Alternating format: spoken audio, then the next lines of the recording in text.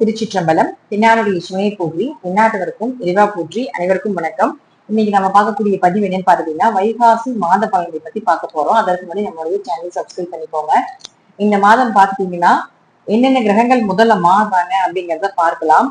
ஒவ்வொரு மாதமும் ஒவ்வொரு கிரகங்கள் மாறுறாங்க. ஒவ்வொரு விதமான நல்ல பலன்களும் உண்டு, அதே போல தீய பலன்களும் உண்டு அப்படிங்கிற அமைப்புகள் உண்டு. நல்ல பலன்கள் என்ன வருதோ அதை மட்டும் அந்த மாதம் பயன்படுத்தி கொள்ளுங்கள். இதை செய்யற மாதிரி இருக்கு, இந்த கிரகம் நல்லா உங்களுக்கு வலுவாக இருக்கு அப்படின்னா அதை மட்டும் பயன்படுத்தி கொள்ளுங்கள்.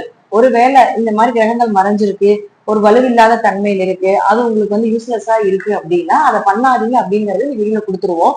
அதை சார்ந்து அதை நோக்கிய பயணத்தை கொஞ்சம் குறைத்துக் கொள்வது என்பது நல்லது. இப்போ முதல்ல இந்த மாசம் என்னென்ன கிரகங்கள் மாறுறாங்க அப்படிங்கிறத நம்ம பார்க்கலாம்.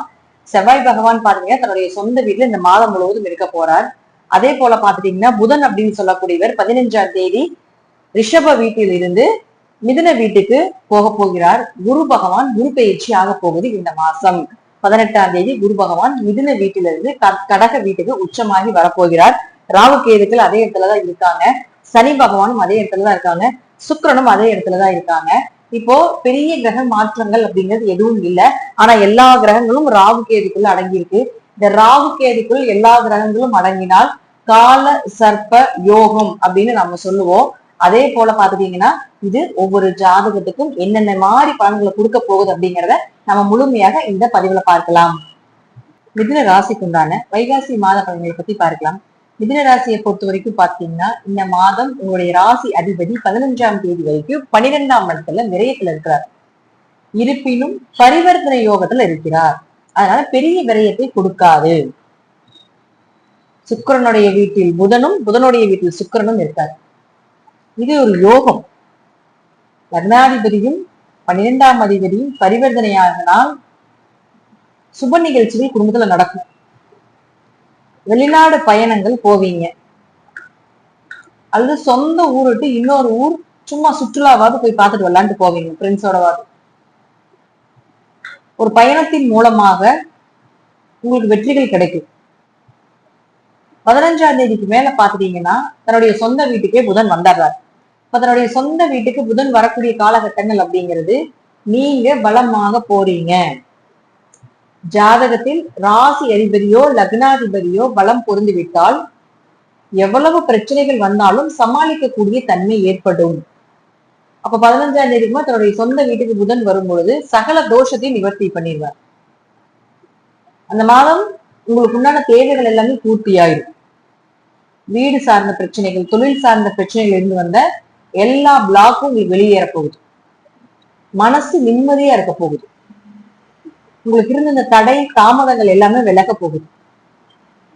அம்மாவுடைய ஆரோக்கியம் நல்லா இருக்க போது, உங்களுடைய ஆரோக்கியம் நல்லா இருக்க போகுது. மனசு தெளிவா இருந்தாலும் அதே போல பாத்துட்டீங்கன்னா மிதுனம் இயற்கையாகவே அறிவுள்ள ராசி. இன்னும் உங்களுக்கு நிறைய விஷயங்கள் தென்படும். நிறைய விஷயங்களை கத்துக்கக்கூடிய ஒரு வாய்ப்புகளை கொடுக்கும். புதுசு புதுசா நிறைய நபர்கள் அறிமுகமாகறதுக்குண்டான ஒரு வாய்ப்புகள் இந்த மாசம் உண்டு. உங்களுக்கு அவர்கள் மூலமாக உங்களுக்கு நல்ல பலன்கள் அப்படிங்கிறது கிடைக்கிறதுக்கு வாய்ப்புகள் உண்டு. 3ஆம் அதிபதி 12ஆம் வீட்டுல இருக்கார். இது விபரீத ராஜயோகம். கெட்டவன் கெட்டால் கிட்டிடும் ராஜயோகம்னு சொல்லுவோம். இப்ப 3ஆம் அதிபதி சூரியன் 12ஆம் வீட்டுல இருக்கும் பொழுது கூட ராசி அதிபதியான புதனும் இருக்கும் பொழுது கடுமையா முயற்சி செய்வீங்க. இந்த மாசம் எப்படி ஜெயிச்சிடணும் அப்படிங்கிற அந்த வெறி உங்களுக்கு வந்துடும். ஏதாவது ஒரு வழியில உங்களுக்கு நன்மைகள் அப்படிங்கிறது நிச்சயம் உண்டு. ஒரு நிம்மதியான தூக்கத்தை நீங்க பெற போறீங்க.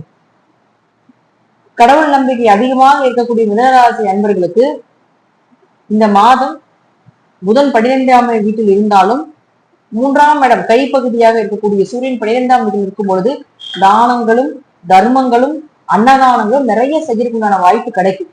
கடைசிக்கு ஒரு கோயிலாவது கட்டுறதுக்குண்டான ஒரு வாய்ப்பை நிச்சயமாக, அதாவது கோயில் கட்டுறதுக்கு ஏதாவது ஒரு பணம் அல்லது ஏதாவது ஒரு விசேஷத்துக்கு, அதாவது கோயில் விசேஷத்துக்கு ஏதாவது பணம் கொடுக்கறதுக்குண்டான ஒரு வாய்ப்புகள் இதெல்லாம் நிச்சயமா ஏற்படுத்தி கொடுப்பார். அள்ளி அள்ளி கொடுக்கக்கூடிய ஒரு காலகட்டங்கள், அதற்குண்டான தேவைகள் உங்களுக்கு வந்துடும்.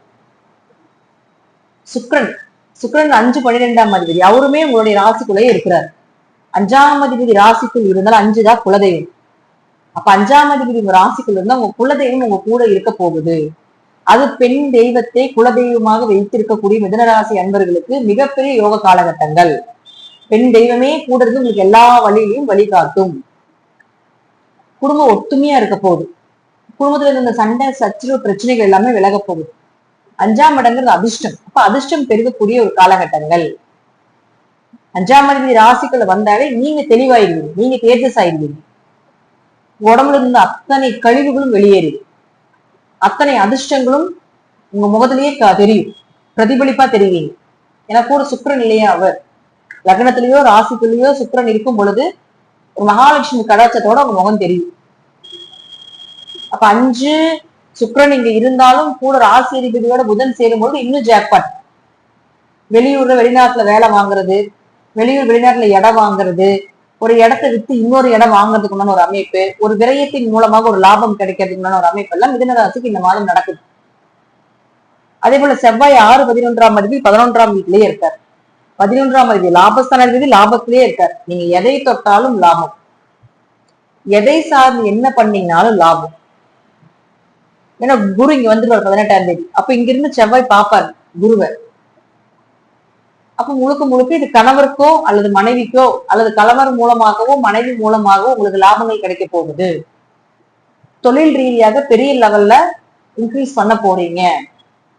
எந்த சப்போர்ட்டுமே இல்லாம, யாருடைய உதவிகளுமே இல்லாம மேல வந்திருக்கக்கூடிய ராசி தான் மிதுன ராசி.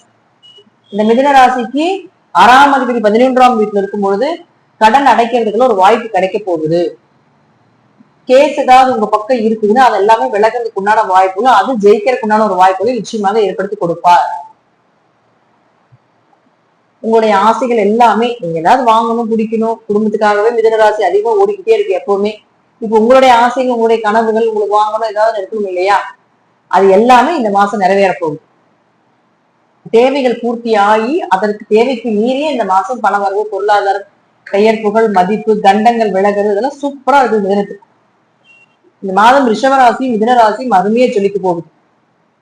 அதே போல ரிஷபத்தோட மிதுனத்துக்கு இன்னும் ஜாக்பாட்டான மாதம். சோ பயன்படுத்திக் கொள்ளுங்கள் மிதுன ராசி அன்பர்களே. உங்க தசாபுத்தியும் நல்லா இருந்து விட்டால் நான் சொல்வதை விட இன்னுமே நல்ல நல்ல பலன்கள் எல்லாமே நடப்பதற்குள்ள அதிக வாய்ப்புகள் உண்டு. நன்றி. மீண்டும் நல்ல பதில சந்திக்கலாம். திருச்சிற்றம்பலம், தில்லையம்பலம், ஸ்ரீ நரசிம்மர் திருவடிகளே சரணம்.